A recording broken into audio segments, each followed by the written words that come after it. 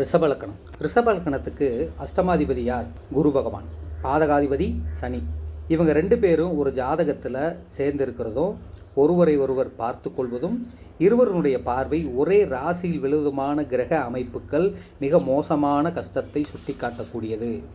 குரு சனி இந்த 2 கிரகங்களும் ராகு கேது கூட இருந்தாலோ மிக வீரியமான ஒரு பலாபலனை அவர்களிடம் நமக்கு சுட்டி காட்டும். குரு, ராகு, சனி, கேது இவங்க கூட மாந்தி இருந்தாலும் அவங்களுக்கு தோஷத்தையும் கண்டத்தையும் சுட்டி காட்டும். ஜாதகம் பார்க்க வர்ற நாளில் இந்த புனர்பூசம், விசாகம், பூரட்டாதி, அனுசம், உத்திரட்டாதி நட்சத்திரமாக இருந்தால் அன்னைக்கு அவங்க அல்லது லக்கணம் அந்த நட்சத்திரத்தின் மேல் மேற்கூறிய நட்சத்திரத்தின் மேலே போய்கிட்டு இருந்தாலோ கேள்வியாளருக்கு மிகுந்த கண்டம் இருக்கும். அந்த ஜாதகருக்கு மிகுந்த கண்டத்தை மட்டும்தான் சொல்லுவாங்க.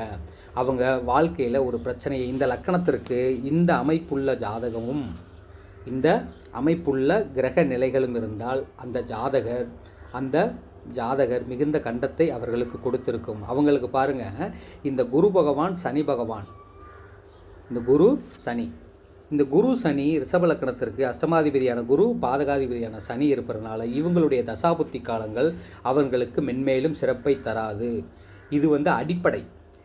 அதுக்கடுத்து இந்த தசாநாதன் புத்திநாதன் நடக்கக்கூடியவன் அடுத்து நாம் கிரகநிலை எப்படி இருக்குன்னு பார்ப்போம். ஆனால் பொதுவாக ரிஷப லக்கணத்திற்கு அஷ்டமாதிபதி குரு, பாதகாதிபதி சனி, இந்த இவ்விரு காரகங்களும் கெட்டவன் கிட்டிடும் ராஜயோகம்னு ஒன்று இருக்குது.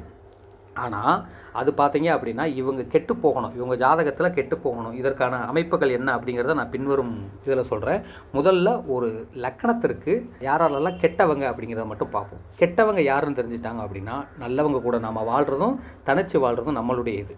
ஏன்னா யார் நல்லவங்க யார் கெட்டவங்கன்னு தெரியாமல் தான் இந்த உலகத்தில் பல பிரச்சனைகளுக்கு போய் வழியாக மாட்டிக்கொள்கிறார்கள்.